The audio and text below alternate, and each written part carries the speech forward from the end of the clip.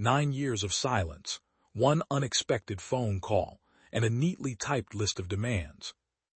That was what my mother brought to my front door the day everything finally unraveled. She wasn't carrying flowers. She wasn't carrying an apology. Instead, she held a single white envelope containing 4 requests, as if she were collecting payment for years she had willingly thrown away. What she didn't realize was that the paper in her hands would become the biggest mistake of her life. 9 years earlier, I stood in my parents' living room in San Jose, my heart racing as I told them I was going to marry the woman I loved. "Her name is Linda," I said with a smile that slowly faded. "We're getting married this fall." I expected questions, maybe even concern. Instead, my mother quietly placed her coffee mug on the table and stared at me. "You've actually decided to go through with this?" she asked in a calm voice. "What exactly am I going through with?" I replied. "Marrying someone I love." Her expression hardened. "Don't play games with me, Gregory." Across the room, my father never looked away from the television. Not a single word. Not even a glance. That silence hurt more than shouting ever could. For years, I believed my father was the peaceful one in the family, the man who stayed out of arguments. But that evening, I realized something painful. Silence isn't always neutrality. Sometimes silence is agreement. My younger sister, Tiffany, shifted nervously in her chair. She looked at me for a second, as if she wanted to defend me. Then she lowered her eyes to the carpet. She knew better. Growing up in our house meant learning when not to speak. My mother folded her arms. "If you marry that woman—" I interrupted before she could finish. "She has a name, Mom." "Linda." "I don't care what her name is," she replied coldly. My Aunt Evelyn, who had been quietly watching from the dining room, stepped forward. "Gregory," she said gently, "think about your future children. Think about what kind of life you're creating." I looked directly at her. "I am thinking about them. I want my children to grow up in a home where love matters more than appearances." I paused. Something I didn't always have. The room instantly became colder. Without another word, my mother picked up her coffee again. That was her way of ending every conversation. Discussion was over. The decision had been made. When I walked outside, I stood alone in the driveway with my car keys shaking in my hand. 26 years. Every birthday. Every Christmas. Every scraped knee. Every school achievement they had proudly celebrated. In one evening, I realized all of it had come with conditions. The moment I chose my own future instead of theirs. I stopped being their son. I drove away believing I had lost my family. I had no idea that leaving that house would become the first step toward building a far better one. I didn't expect anyone from my family to attend the wedding. After the conversation in my parents' living room, I already knew where they stood. Still, a small part of me kept hopping. Maybe my father would quietly show up. Maybe Tiffany would surprise me. Maybe my mother would realize that losing her son wasn't worth holding onto her pride. None of them came. On our wedding day, 8 chairs on my side of the ceremony remained empty. I noticed them the moment I walked to the front. For a second, those empty seats seemed louder than the music. Then I looked across the aisle. Linda was smiling at me. And suddenly, those empty chairs didn't matter nearly as much. 4 months after our engagement, Linda and I exchanged vows in a small outdoor ceremony, surrounded by the people who had chosen to be part of our lives. It wasn't a luxurious wedding. There were no grand decorations or expensive venues. But every person there genuinely wanted us to be happy. My closest friend, Donovan, stood beside me as my best man. He had been there through every difficult conversation, every sleepless night, and every moment I questioned whether I was making the right decision. Linda's parents welcomed me like I had always belonged in their family. Her father hugged me before the ceremony and quietly said, "Take care of my daughter, and remember you're our family now too." Those simple words carried more warmth than anything I had heard from my own parents in years. Linda's mother couldn't stop crying during the ceremony. They weren't tears of sadness. They were tears of joy. The kind every parent hopes to shed while watching their child begin a new chapter. Meanwhile, my side of the guest list told a very different story. Only 11 people sat there. Most were close friends, people who had absolutely no obligation to be present. They came because they cared. One of them was Shane. His suit looked slightly too big, and he spent half the afternoon joking that he looked like he'd borrowed it from someone twice his size. But behind every joke was genuine happiness. He was proud that I had chosen love over fear. Growing up, my mother had always been the center of every decision in our home. Every career choice, every family gathering, every holiday, everything revolved around one question. What will Mom think? My father accepted jobs she approved of. Tiffany chose a college major she wanted because my mother believed it was respectable. And me. For years, I learned that keeping quiet was easier than disagreeing. Meeting Linda changed that. For the first time in my life, I wanted something more than I wanted my mother's approval. That realization terrified me. But it also set me free. As we drove away from our wedding reception that evening, Linda reached over and squeezed my hand. "We may not have everyone's blessing," she whispered, "but we've got each other." I smiled. Looking back now, that was worth far more than any approval I left behind. Marriage was the easy part. Building a future from almost nothing was where the real challenge began. Linda and I had plenty of dreams but very little money. Every dollar mattered and every mistake felt expensive.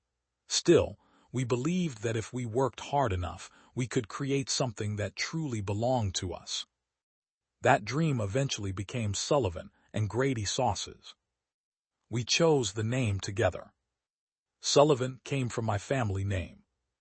Grady was Linda's maiden name. She smiled when we finalized it and said, "If we're building this together, both of our names deserve to be on the label." It wasn't just a business. It was a promise. For the next 6 years, we worked out of a tiny rented commercial kitchen that barely had enough space for the two of us. Most days started before sunrise and didn't end until well after dark. 16-hour workdays became normal. I handled production, deliveries, and whatever else needed to be done. Linda focused on perfecting every recipe. If a batch wasn't exactly right, she refused to sell it, even if we desperately needed the money. "There are no shortcuts," she'd remind me. "If people trust our name once, they'll come back." There were months when our credit cards were nearly maxed out. To keep the business alive, I picked up extra freight delivery jobs at night. Some weeks we survived on leftovers and the sauce batches that couldn't be sold because the labels were damaged. We laughed about it more than we complained.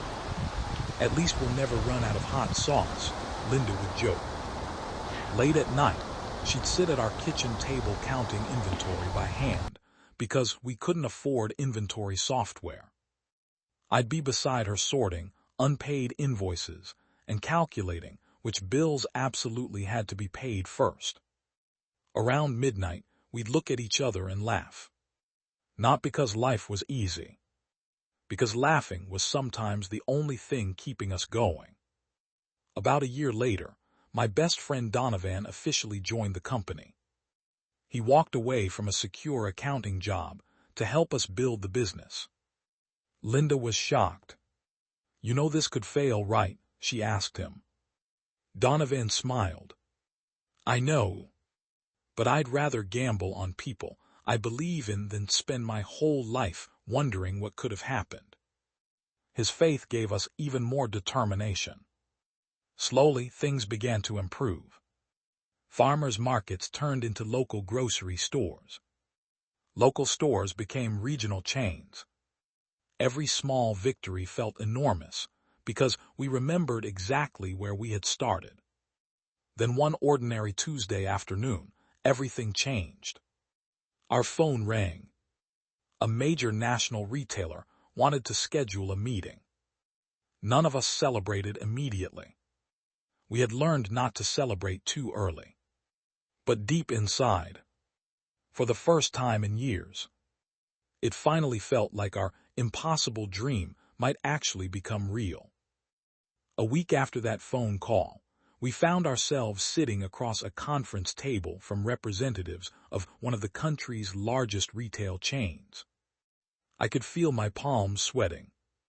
Linda quietly held my hand beneath the table. Donovan sat beside us with a folder full of financial reports, trying to look calm even though I knew he was just as nervous. For nearly an hour they asked questions about everything. Our recipes, our production process, how we sourced ingredients, whether we could keep up with larger orders. When the meeting finally ended, one of the executives smiled and said, "We'll be in touch soon." That single sentence kept us awake for days. Then early one Monday morning, the phone rang. I answered it expecting another supplier. Instead, I heard the words we'd been praying to hear. "We'd like to place our first order." For a moment, I couldn't speak. I simply stared at Linda. She saw the expression on my face before I said a single word. "They said yes," I whispered. Linda covered her mouth with both hands. Then she started crying. Not loud sobbing, just quiet tears of relief after years of wondering if all our sacrifices had been worth it. Donovan walked into the office a few minutes later. When I told him the news, he laughed, hugged both of us and said, "I guess all those sleepless nights finally paid off." That contract changed everything. Production increased. New stores began contacting us. Orders grew faster than we had imagined. For the first time, we weren't just surviving. We were building a real company. Over the next 3 years, the business expanded far beyond our expectations. As things became more complicated, we hired a business consultant named Archer. She had helped several food companies grow and knew exactly how acquisitions worked. During our first meeting, she reviewed our financial statements, sales numbers, and long-term projections. After closing the last folder, she looked directly at us. "You've built something valuable," she said. "Don't ever let anyone convince you it's worth less than it is." She also gave us another piece of advice. If the right offer comes one day, don't reject it just because you're emotionally attached. At the time, selling the company wasn't even on our minds. This business was our life. Every bottle represented years of sacrifice. Still, Archer encouraged us to prepare for every possibility. About a year later, her prediction became reality. A large food corporation approached us with an offer. The first number sounded impressive, until Archer quietly shook her head. "Decline it." I was stunned. "Are you serious?" I asked. She nodded confidently. "They're not negotiating because they feel sorry for you. They're negotiating because they want what you've built. And companies like this rarely begin with their best offer." She was right. 3 months later, they returned. This time, the offer was significantly higher. And suddenly, the biggest decision of our lives was sitting right in front of us. The second offer was impressive. The third one completely changed our lives. For weeks, the three of us sat around the same worn conference table where we'd once worried about paying rent. Only now, instead of discussing overdue invoices, we were reviewing contracts worth millions of dollars. Even then, the decision wasn't easy. Selling the company felt like saying goodbye to a part of ourselves. Every bottle of sauce carried memories of sleepless nights, unpaid bills, and countless sacrifices. One evening, after another long meeting, Linda quietly looked at me and asked, "If we sell, do you think we'll regret it?" I thought about everything we'd been through. The tiny commercial kitchen, the broken equipment, the nights we'd worked until sunrise. Then I smiled. "I don't think we're selling our dream," I said. "I think we're proving that it came true." Archer continued negotiating on our behalf. Every few days, another call came in. Another meeting. Another revised proposal. She never allowed emotions to influence the discussions. "They're buying a successful company," she reminded us.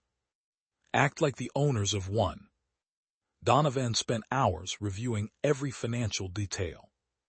He built spreadsheets comparing what the business could earn over the next 5 years, against the certainty of accepting the offer now. Every scenario led to the same conclusion. We had reached a point where accepting the right deal would secure not only our future, but the futures of our children as well. Then the final offer arrived. $11 million. The room went completely silent. No one celebrated. No one shouted. We simply stared at the number. After everything we'd sacrificed, it almost didn't feel real. Archer slowly placed the contract in front of me. "This is the moment," she said. "Once you sign, there's no going back." I looked across the table at Linda. I remembered the tiny apartment where we'd counted every dollar. I remembered eating unsold inventory because we couldn't afford to waste food. I remembered the nights she stayed awake perfecting recipes while I worried about keeping the lights on. Every difficult memory flashed through my mind. Then I reached for the pen. Linda smiled through tears. "So," she whispered, "we actually did it." I squeezed her hand before signing my name. "No," I replied softly. "We did it together." One by one, we signed the documents. Just like that. Years of uncertainty came to an end. 2 weeks later, the sale officially closed, and the money was transferred. Life changed almost overnight. People who had never heard our names suddenly wanted interviews. Business magazines asked about our journey. Local television stations called. Soon, national media picked up the story of the couple who had built a small kitchen business into an $11 million success. We were grateful for every opportunity. But none of us realized something else had also happened. Our success hadn't just attracted attention from the public. It had reached someone who hadn't spoken to me in nearly a decade. And for the first time in 9 long years, my mother's phone call appeared on my screen. I stared at my phone for several seconds before answering. 9 years. That was how long it had been since my mother had willingly spoken to me. Not when Linda and I got married. Not when our daughter was born. Not when our son arrived 2 years later. Not even once. And now, only 2 weeks after the company's sale became national news. She was calling. I finally answered. "Hello." For a brief moment, neither of us spoke. Then I heard the familiar voice I'd spent years trying to forget. "Gregory."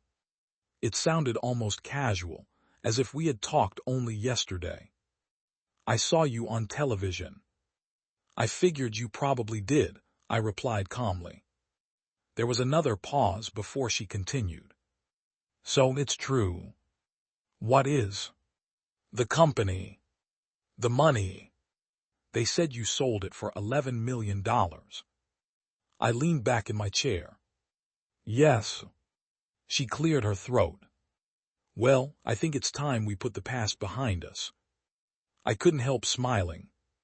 The timing wasn't exactly subtle. For 9 years, I had been invisible. Now suddenly, I was family again. What changed? I asked. You became successful. She ignored the question completely. I'm your mother, Gregory. We've both said things over the years. It's time to move forward. I looked across the room, where Linda was helping our daughter finish a school project at the dining table. She glanced at me, silently asking if everything was okay. I simply nodded. Back on the phone, my mother continued. I'd like to come by this weekend. We should sit down as a family. The word family almost sounded strange coming from her. The same woman who had refused to attend my wedding. Who never acknowledged the birth of either grandchild. Who had erased me from her life because of the woman I loved. Part of me wanted to end the call immediately. Another part, the younger version of me that had spent years hoping she'd eventually apologize, still wanted answers. Not forgiveness. Just the truth. Saturday afternoon, I finally said. You can come over. Wonderful, she replied, sounding unusually cheerful. I knew you'd do the right thing. The call ended. Linda walked over a moment later. Was that? She asked. I nodded. My mother. Linda's expression softened. What does she want? I laughed quietly. I don't know yet. But somehow, I don't think she suddenly misses me. That evening, we sat together in the living room talking through every possibility. Linda never once suggested canceling the visit. Instead, she asked a different question. If she isn't coming to apologize, what do you think she's coming for? I didn't answer right away. Deep down, I already knew. People don't disappear for nearly a decade and suddenly return because they miss birthdays. Sometimes, they come back because they believe you've become useful. And for the first time since leaving my parents' house 9 years earlier, I had a feeling the hardest conversation of my life was still waiting for me. Saturday arrived faster than I expected. The entire morning felt strangely quiet. Linda and I barely talked while getting the house ready. Not because we were nervous about cleaning. We were preparing ourselves for a conversation that had been waiting nearly a decade to happen. Before noon, we dropped our 2 children off at Linda's sister Crystal's house. I didn't want them anywhere near the meeting. They had never met my parents, and I wasn't about to let their first impression become a painful memory. Crystal didn't ask many questions. She already knew enough. She simply smiled and said, "Don't worry about the kids. They'll have a great day here." As we drove back home, Linda reached over and squeezed my hand. "No matter what happens today," she said softly, "we face it together." That reminder meant everything. Back at the house, I made coffee, though I wasn't sure anyone would drink it. I checked the clock every few minutes. 2 o'clock. Right on time. A silver sedan slowly pulled into the driveway. I watched from the living room window as my mother stepped out of the car. She looked older than I remembered. Her hair was almost completely gray, and she moved more slowly than she had years ago. For one brief moment, I felt something close to sympathy. Then I remembered the birthdays she ignored. The wedding she refused to attend. The grandchildren she had chosen never to meet. The feeling disappeared. A sharp knock echoed through the house. I opened the front door. For a second, we simply looked at each other. Then her eyes moved past me, scanning the house behind my shoulder. "Well," she said with a faint smile, "you've certainly done well for yourself." "Not I've missed you." Not "I'm sorry." Not even "How have you been?" Her first comment was about the house. I stepped aside. "Come in." She walked through the entryway slowly, studying everything. The hardwood floors. The family photos. The furniture. It didn't feel like a mother visiting her son's home. It felt like someone inspecting an expensive property. Linda came out from the kitchen, carrying 3 glasses of water. She greeted her politely. "It's nice to see you." My mother responded with nothing more than a quick nod. No smile. No warmth. No acknowledgement of the years that had passed. We all sat down in the living room. For several uncomfortable seconds, nobody spoke. Finally, my mother placed her large handbag on her lap. She unzipped it carefully and removed a neatly folded white envelope. Without saying another word, she slid it across the coffee table toward me. "I wrote everything down," she said, "so there won't be any confusion." I picked up the envelope. It felt surprisingly heavy for a few sheets of paper. Somewhere deep inside, I still hoped it contained an apology. As I unfolded the pages, I realized she hadn't come to rebuild a relationship. She had come with a list of demands. I unfolded the papers and quietly read each line. There were 4 requests. Not one apology. Not one acknowledgement of the past. Just 4 carefully typed demands. The first asked me to purchase a new home for her. The second requested a monthly allowance to support her lifestyle. The third insisted that I pay off Tiffany's outstanding debts. And the fourth suggested creating a family trust funded by my money. When I finished reading, I slowly placed the papers back on the coffee table.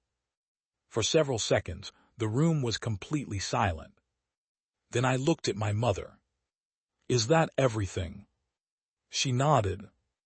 "I think they're all reasonable requests." I couldn't believe what I was hearing. "Reasonable," I repeated.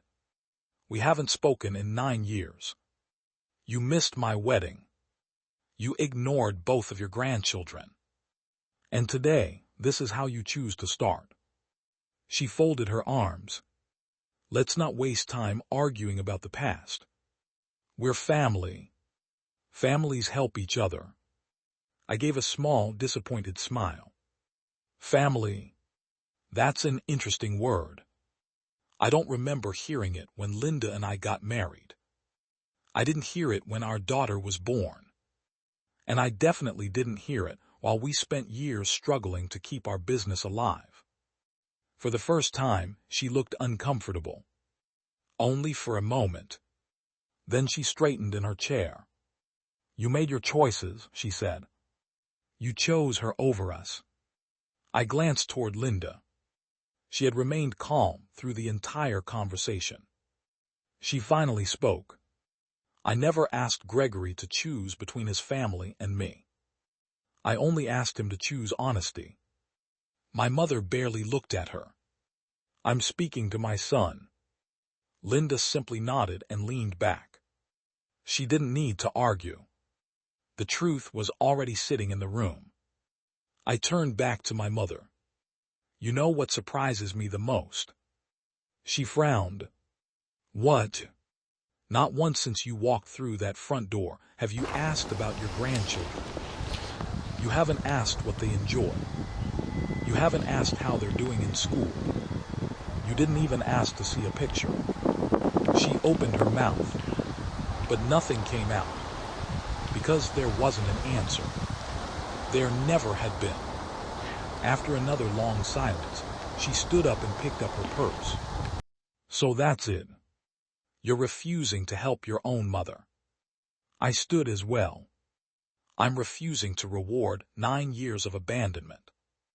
If you had come here looking for forgiveness, we could have had a very different conversation. But you didn't come for a relationship. You came for a paycheck." Her face turned red with anger. "You'll regret this." I calmly walked to the front door and opened it. I don't think I will.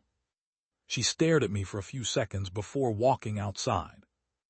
Without another word, she got into her car and drove away. I watched until the vehicle disappeared at the end of the street. Linda quietly slipped her hand into mine. Neither of us spoke. There was nothing left to say.